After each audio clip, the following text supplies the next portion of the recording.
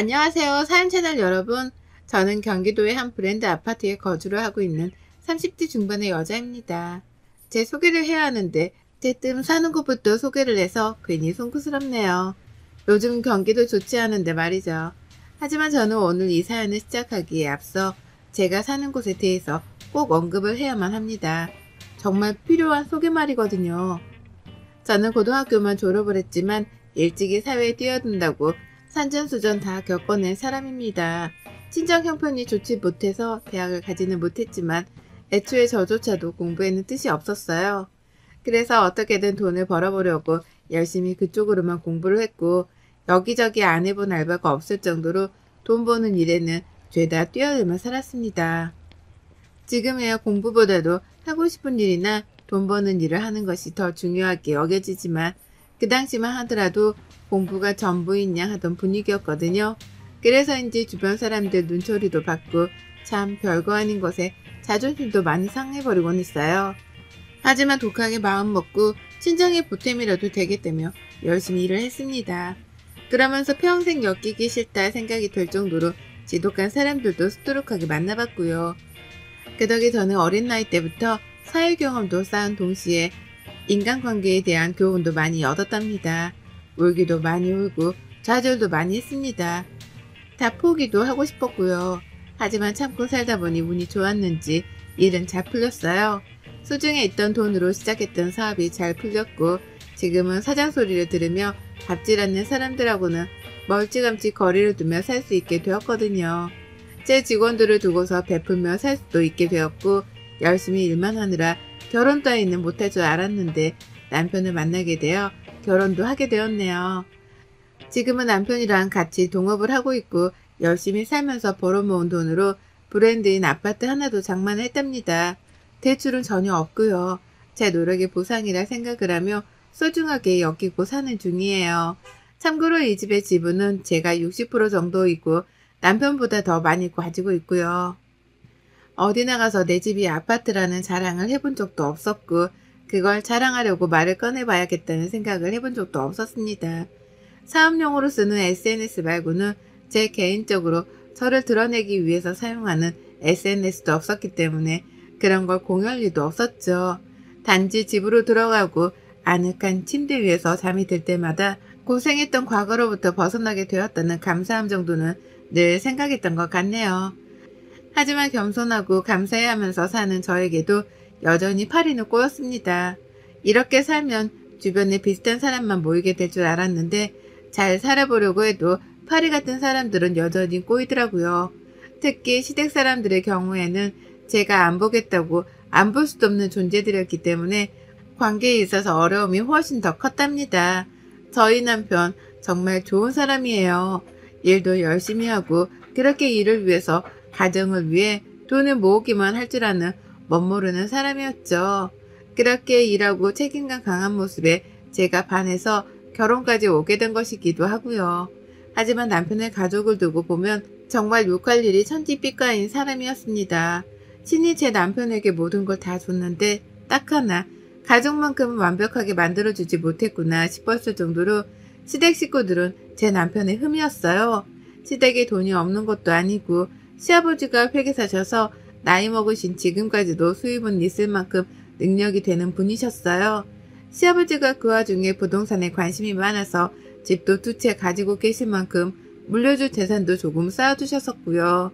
그런데도 그런 여유 있는 집안에서 마음은 하나같이 쫌생이들이더라고요. 까탈스럽기는 또 얼마나 까탈스럽던지요. 뭔가 매사에 불만이 늘 많았습니다. 시아버지는 돈도 가지고 있고 직업도 있고 아들, 딸이 모두 다 시집 장가도 가서 잘 살고 있음에도 불구하고 매사에 늘 불만이셨어요. 돈을 더 벌어야 하는데 더 벌지 못하는 것에 불만이 있으셨고 사는 집이 아늑한 전원주택인데도 불구하고 잔디 관리가 힘들고 벌레 관리가 힘들다면서 시댁 갈 때마다 제 앞에서 하소연만 하셨답니다. 기분이 막 좋다가도 시댁에 가서 시아버지 불평 듣고 있으면 제 기분이 다 나빠지더라고요. 전 일을 잘 해내고 있다고 생각을 했음에도 불구하고 일이 그러다 한순간에 고꾸라질 수도 있는 거라면서 부동산을 사라는 말씀도 귀에 딱지가 않도록 해대셨답니다. 제가 관심이 없다는데도 불구하고 그렇게 살다가는 돈이 별로 안 모이게 될 것이라면서 신이 나 쓴소리만 해주셨죠. 하여간 아버님이 마음에 안 드는 저였는데 그런 아버님의 성격을 쏙 빼다 닮은 사람이 하나 더 있었어요. 바로 신우였죠. 이 집안의 장녀이자 시아버지를 쏙 빼다 닮았던 신우이는 저에게는 시아버지만큼이나 아니 오히려 더 천적과도 같았습니다. 저보다 나이는 고작 3살밖에 많지 않았는데요. 나이대가 비슷해서 그런지 늘 이상하리만큼 신우하고는 비슷한 일들이 꼬였어요. 이를테면 같은 시기에 대학에 진학을 하고 또 같은 시기에 대학생활을 보낸다거나 사회생활을 했다는 것, 그리고 또 같은 시기에 결혼하고 자식을 낳고 말고의 중대사항을 결정해야 하는 것들까지도 말이에요. 그리고 신우는 그 모든 것들을 저하고 비교해가며 자신의 입장을 지켜 세우려고 하는 것만 같았습니다. 제가 대학을 나오지 않고 바로 사회생활에 뛰어들었던 것 가지고 그래도 공부는 했어야 하지 않나? 라며 기분이 나쁠 만큼 빈정을 대기도 했네요. 좋은 대학을 가는 건 더 나은 사람들을 사귀기 위해서이기도 하단 말을 하면서요. 참고로 신우는 좋은 대학을 나왔습니다. 제가 무슨 딴지를 걸 수 없을 만큼 신우는 자기 입장에선 맞기만 한 소리를 했어요. 그러니 저도 대학을 못 간 게 아쉽지만 그렇다고 후회가 되진 않아요. 지금 저는 잘 살아가고 있으니까요. 라고 하며 난 괜찮다는 걸 최대한 충분히 어필하려고 했죠. 하지만 그렇게 말을 하더라도 신우의 입은 다물어지지가 않았네요. 왜냐하면 잘 살고 있다는 제 말에도 신우는 토를 달려고 했거든요. 제가 비록 대학을 나오지는 못했어도 열심히 사회생활을 하며 일을 했고 지금은 내 사업을 하며 사장 소리를 듣고 있는 사람인데도 신우는 그 사실 자체를 인정하기 싫어하는 듯 보였습니다. 좋은 대학을 나온 신우는 경력단절로 지금 가정주부로 사는 중인데요. 그게 스스로 굉장히 인정하기 힘든 모습이었나 보더라고요. 저는 그저 신우를 보며 아무 생각 자체를 하지 않았어요. 질투, 부러움 그런 것조차 전혀 없었을 만큼 신우 인생에는 관심 자체가 없었습니다. 하지만 신우는 제가 자신을 내려보기라도 하는 줄 아는 건지 사사건건 일하는 걸로도 시비더라고요. 그렇게 벌어서 건강이라도 나빠지면 어쩌냐고 하면서 볼 때마다 제 얼굴이 보기 안 좋다는 말을 했고 또 저희가 신혼집을 바로 브랜드가 있는 아파트로 사서 들어가 버리자 사치가 심하다고 하면서 제 뒷담화를 까기도 했었답니다. 그 뒷담화를 시어머니 앞에서 까다가 저희 남편한테 걸려 홍군형이 났고 저는 그 모든 얘기를 멀찌감치서 듣고 있었지만 끝끝내 모른 척을 했었어요. 자신이 보잘것없으니 남의 인생을 폄하하는 것이 아닌가 싶었거든요. 신우를 안쓰러운 사람으로 봐줘야 한다 생각했었습니다. 하지만 문제는 그 후였어요. 신우가 시아버지로부터 아파트를 증여받았어요. 원래 증여를 받은 건 다른 곳에 있는 아파트였는데요. 그 돈으로 글쎄 저희 집 아래층을 사버린 겁니다.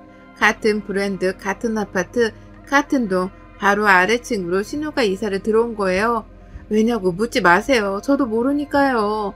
저 또한 수십 번은 넘게 생각하고 스스로 되물었었습니다. 왜 하필 친하지도 않고 그렇다고 각별한 가족에도 없는 남동생의 집 아래층으로 이사를 들어온 건가 싶어서요. 하고 많은 아파트가 대한민국 땅덩어리에 있는데 왜 하필 그 많고 많은 아파트 중에서 우리 집 아래층으로 온 건가 싶어 말이에요. 원래부터 신우랑 시댁 식구들이랑 모두 다 한 경기도권에 살고 있어서 언제라도 가까운 곳에서 이웃 사촌으로 살 가능성은 있었답니다. 하지만 바로 위아래층에 이웃으로 살게 되니 괜히 긴장은 되더라고요.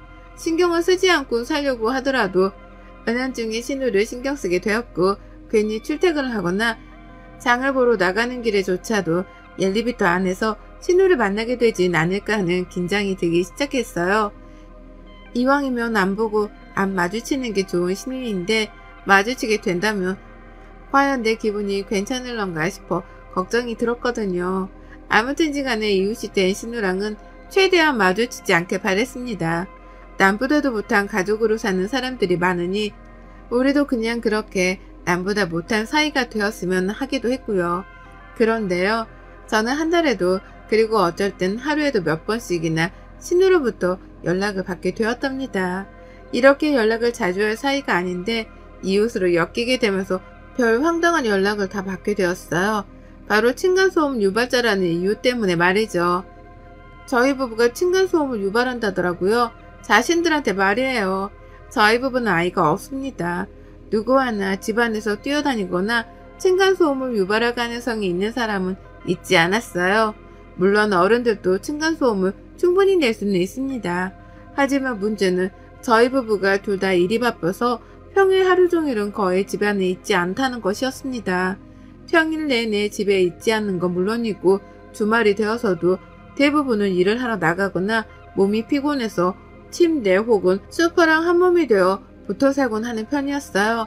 하지만 신우는 그런 저희 생활의 패턴을 잘 알 것임에도 불구하고 층간소음을 유발하는 집이라는 이유로 저희 집 문을 두드리고 인터폰을 날렸답니다. 어쩔 땐 저랑 저희 남편의 핸드폰을 통해서 바로 컴플레인을 걸고자 한 적도 있었고요. 이유는 늘 두 가지였습니다. 하나는 진짜로 층간소음을 들었다는 이유였었고 또 하나는 층간소음을 내지 않게 하기 위해서 미리 연락을 했다는 거였죠. 정말 살다 이런 이웃은 처음 겪어봤습니다. 이런 부류의 사람도 정말 오래간만에 다시 만났고요. 보통 층간소음이 유발이 되면 아래층에서 힘들어하는 건 당연한 거죠. 그 소음이 다른 곳도 아닌 집안에서 난다고 생각하면 저 같아도 힘들고 화날 것입니다. 하지만요, 앞서 말씀드렸듯이 저희는 하루 종일 집 밖에 나가 있거나 들어오더라도 최대한 적게 움직이고 생활하는 사람이었어요. 그런데도 불구하고 신우는 약간의 움직임에 민감해진 사람인 것처럼 니들 방금 집에 들어왔니? 라고 전화를 하더라고요. 집에 있는지 없는지 확인하겠다는 것처럼 바로 인터폰을 날리기도 했고요. 실제로는 저희 부부가 둘 다 밖에 있을 때에도 전화를 해서 층간소음이 들린다며 묻지도 않고 따져댄 적이 있었습니다. 그래서 제가 우리 지금 집에 있지도 않은데 어떻게 층간소음이 난다는 거예요? 라며 화를 냈거든요. 한두 번도 아니고 너무 예민하게 구니까요. 그런데 신우가 그러더라고요. 한치의 망설임 없이 딱 이렇게 말했습니다. 밖이라고? 분명히 들었는데 아니 나는 그냥 이런 전화를 미리미리 해서 층간소음이 유발되지 않도록 하려는 거야. 주의를 지속해서 줘야지 이런 일들은 해결이 되는 거라고. 라고 말이에요. 환장할 노릇이었죠. 어른들이서 사는 집인데 아래층에 사는 신우 하나를 위해서 바닥에 층간소음 방지용 매트리스라도 깔아놓고 살아야 하는 건가 싶었습니다. 뭘 어쩌라는 건가 싶은데 신우는 멈추질 않았어요. 마치 의도적으로 내 집 아래에 이사를 와서는 의도적으로 사사건건 시비를 걸려고 작정을 한 사람 마냥 연락을 취했죠. 평소에 시댁에 모였을 때 말고는 따로 만날 리도 없었는데 이런 식으로 만나서는 신우랑 얼굴 한 번을 더 봐야 했답니다. 신우는 그걸 즐기는 것 마냥 저희 집에 오기도 하고 저희를 아래층으로 불러내기도 하면서 층간소음에 대해서 이야기를 나눴어요. 그러면서 그 끝에는 자연스레 밥 먹고 갈래? 라고 부르며 옆에 두겠다 묻더라고요. 저희 집에 와서는 밥 먹었니? 밥 먹을 거면 우리 것도 해주라. 같이 먹자. 라고 하면서 자기 애들이랑 남편을 데리고 올라와서는 아예 다같이 밥을 얻어먹으려고 하기도 했고요. 이게 한두 번도 아니고 계속해서 같은 시기의 문제가 같은 식으로 되풀이되고 같은 식으로 끝이 나다 보니 그제서야 알 것도 같았습니다. 혹 신우가 하루 종일 집에서 보내며 심심했던 걸 저희 부부한테 화풀이로 풀고 있는 게 아닌가 말이죠. 이게 화풀이인지 아니면 재미삼아 그러는 건지는 모르겠으나 저희 부부한테 컴플레인을 거는 걸로도 모자라 어쩔 땐 집주인 행세도 하더라고요. 집에 매트를 여기 깔라 하기도 하고 침대를 다른 방향으로 두라고 하기도 하고 그러다 그 끝에는 밥을 먹었는지 물어를 보는데 느낌이 쎄했습니다. 이러다 신우가 시어머니를 빙자해서는 내게 평생 시집살이를 하는 게 아닌가 하고 말이죠. 평생 같은 이웃사촌으로 한 아파트 한 동에 살게 된 것만으로도 소름이 쫙 끼치는데 유발도 안 하는 층간소음에 대해서 불평을 들으며 내 집안에서 제멋대로 살지도 못하게 되었구나 싶어 한탄스러웠습니다. 그러며 자연스레 저도 화가 났고 남편도 슬슬 인내심의 바닥을 보이는 듯 했어요. 가장 먼저 진짜 저게 누나라고 봐주니까? 라고 하면서 남편이 흥분을 하더라고요. 일상생활에 피해까지 받을 게 불보듯 뻔히 보이기 시작하니 더 이상은 이렇게 못 산다며 저희 부부가 급기야 들고 일어나기로 결심을 했답니다. 그리고 이런 결심이 오래 서지도 않았던 때에 신우이는 아무것도 모르는 철분이 마냥 또 인터폰을 걸어왔어요. 혼자 뭐가 그리 신이 났던지 똑똑 안녕하세요. 아래층인데요. 라고 하면서 장난 반 그리고 진담 반이 섞인 말투로 말을 꺼내더라고요. 기분이 확 나빠진 저하고는 달리 신우는 신이 나서 떠들어댔습니다. 또 층간소음이 들리는데 왜 어른들이서 이렇게 쿵쿵거리며 돌아다니는 거야? 나 진짜 몇 번을 말하니 매트 하나라도 사서 이런 건 미리미리 방지를 하라니까? 라고 하면서 연소를 늘여놨죠. 그리고 저는 그 말을 다 듣기도 전에 신우의 말을 잘라먹고 대뜸 화를 냈죠. 어디가 소리가 났는데? 우리 집이 맞긴 맞아요? 이제 막 퇴근에 들어와서 힘들어 죽겠는데 짜증나게 진짜. 라고요. 얘도 안 키우는 집에서 층간소음으로 이렇게 컴플레인을 매일같이 받는 건 우리 집이 유일할 거라면서 신우한테 급격히 화를 냈습니다. 그렇게 귀가 예민하다 못해 못 참겠으면 전원주택이나 가서 살 일이지 왜 아파트에 들어와서는 이웃한테조차 피해를 주냐고요. 하지만 신우는 말을 멈추지 않았어요. 내가 하루 종일 집에서 조용하게 있다가 니들만 오면 귀가 예민해지는데 그럼 어쩌니? 내가 기껏 이렇게 말을 해줘서 이웃 피해를 하는 법을 알려주려고 했는데 너 말하는 태도 좀 봐라. 그렇게 인내심이 바닥이니 공부는커녕 대학도 안 가고 생고생해서 일이나 하고 있지. 내가 너 이럴 줄 알고 미리미리 교육을 시켜주려고 전화를 한 거야. 나한테서 배우고 전화 한 통 한 김에 같이 모여서 밥도 먹고 그러면 얼마나 좋니? 가족 사이에 너도 참 독하다 독해. 라고 하며 급기야 저를 얕보는 발언까지 뱉어냈습니다. 그 말에 벙쪄 있는데 제 뒤에 있던 남편이 먼저 집을 뛰쳐나가더라고요. 신우를 한판 뜨려고요. 그리고 저는 그 뒤를 이어 집에서 국자를 들고 뛰쳐나갔습니다.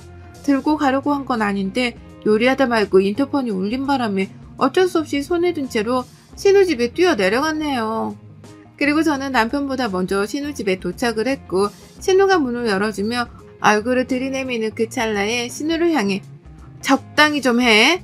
라는 말과 함께 들고 있던 국자를 치켜 올렸습니다. 화가 머리 끝까지 나는 걸 겨우겨우 참고 있는 거여서 어느새 제 눈깔은 뒤집혔고 입술은 파르르 떨렸네요. 당장이라도 국자를 휘날리겠다는 각오로 신우한테 우리 집에 가자고도 했습니다. 더 해봐, 더 해보라고. 층간소음이 뭐가 어쩌고째? 그럼 형님이 올라가서 우리 집 안에서 걸어보시던가요. 얼마나 크게 층간소음을 내는지 내가 여기서 똑바로 들어보고 있으라니까. 라고 말이에요. 가뜩이나 시끄럽다고 해서 안 그래도 조용히 사는 걸 더 쥐죽은 듯이 살아주고 있었더니만 날이 갈수록 불평이 늘어나는 꼴을 더는 감당해내지 못하겠다면서 신우를 저희 집으로 데려가려 했습니다. 제가 신우 집에서 소리를 들어보겠다고 말이죠. 반말도 찍찍 내뱉고 손에는 번쩍거리는 큼지막한 스테인리스 국자도 들려있고 벼랑과 부부가 둘이 동시에 쳐들어와 소리까지 높여가며 화를 쌀벌하게 내니 우리 형님은 그제서야 정신을 번뜩 차린 듯 보였습니다. 저희 부부한테 적정선 이상으로 갑질을 하면 어떻게 되는지 그 아찔한 미래를 살짝 엿본 듯 보이기도 했죠. 아니 내 말은 그게 아니고 라고 하면서 그제서야 자신의 말을 변명하겠다며 생전 처음으로 머쓱해하는 표정을 지어 보이는데 이거 쫄았구나 싶었습니다. 그래서 속으로 엄청 통쾌하고 꼬셔했죠.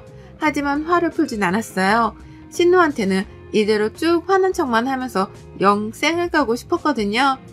그래서 신우가 변명을 하던 말던 저는 다 필요 없고 형님의 우리 집에 가서 우리가 걷는 것처럼 걸어보라고요. 형님도 층간소음 내면 내가 가만 안 있을라니까. 집에서 하루 종일 혼자서 심심해 눈에 뵈는 게 없어요? 밖에서 일하고 들어와 힘든 사람한테 한두 번도 아니고 정말 참는데도 한계가 있다고요. 라고 하면서 속에서 삭히고만 살던 울분들을 하나둘 토해냈답니다. 그리고 결국 신우는 먼저 그 입에서 사과를 하더라고요. 제 결혼 생활이 그리 길진 않아도 지금껏 제가 보아왔던 신우 모습이란 게 있잖아요. 늘 시아버지를 닮아서 그 옆에서 같이 불평을 하고 싫은 말만 골라하며 저를 까내려 하는 내 선수인 사람이었죠. 그런데 그런 신우가 웬일로 말이 없더라고요. 이번에는 남동생까지 달려온 게 걱정스러웠는지 저희 부부 눈치는 다 보더니만 급기야 미안하다고 다시는 전화를 걸지 않겠다는 말까지 입 밖에 내뱉었습니다. 미리미리 층간소음을 예방하기 위해서라도 전화를 걸어대던 신우였는데 웬일로 그런 사적인 전화조차 하지 않겠다며 스스로 약속을 했죠. 급기야 제가 그 말을 믿지 않은 채 화가 난 채로 집에 돌아가려고 하니 제 손을 부여잡으며 매달리다 집 안으로 급하게 뛰어 들어가더라고요. 그리고는 세상에 비닐봉다리 안에서 과일 사과를 담아주는 거예요. 어른꼴에서 온 귀한 사과인데 이거 받고 화풀라고요. 자기가 가족이고 하니까 누구보다 편한 마음으로 안부 인사를 물을 겸 연락을 취했던 거고, 그런 김에 이왕이면 이웃들끼리 잘 지낼 수 있도록 층간소음에 대한 가르침을 주려고 한 거라고 말이죠. 끝까지 들어봐도 신우 주장은 너무나 터무니없었습니다. 그저 신우로서 며느리한테 할 수 있는 갑질이란 갑질은 다 한 것 말고는 설명이 되질 않았죠. 하지만 저도 들어주는 척은 했어요. 물론 여전히 화가 난 표정으로 어디 한번 끝까지 나불거려 봐라 라는 마음으로 말이죠. 그리고는 신우가 주는 사과를 받아채고는 고맙단 인사도 안 하고는 쌩하고 제 집으로 올라왔습니다. 뒤에서 남편은 여전히 화가 안 풀린다며 신우랑은 눈도 안 마주치고 저를 뒤따라 집으로 올라왔고요. 그리고 그날 신우가 미안했다며 다시 한번 인터폰으로 연락을 해왔는데 우리 남편 그 인터폰을 받자마자 전화하지 말라니까? 라며 집이 떠나가라 소리를 질러버렸어요. 그 바람에 신우는 더 입도 뻥끗거리지 못하고선 그 길로 인터폰을 끊어버렸답니다. 그리고 저희 부부는 그날 신우한테 조금의 미안한 마음도 없이 아주 제멋대로 집안을 돌아다녔답니다. 더 이상은 밑에 집에서 전화가 걸려올 것이라는 걱정 따위도 없이 아주 가볍고 편안한 마음으로 제 집안을 휘젓고 다녔어요. 보통 같으면 힘들어서 그냥 누워있고 말 날이었는데 신우를 본보기 삼아가며 아주 열심히요. 진작에 홍군형 내주면서 내 집을 편안히 여기며 살았어야 했었는데 조금 늦게 화를 표출한 저희 부부의 실수도 있는 것 같습니다. 그 실수를 만회하며 지금이라도 내 집은 내 집답게 편안히 살아보려고 해요. 예민하고 할 일 없는 우리 신우는 연락도 못하고 혼자 얼마나 끙끙댈런지, 또 얼마나 더 오래 끙끙대며 연락을 안 할 수 있을지 저희 부부는 돈을 시퍼렇게 뜨고 지켜볼 겁니다. 여러분의 생각은 댓글로 남겨주세요. 오늘도 시청해주셔서 정말 감사합니다.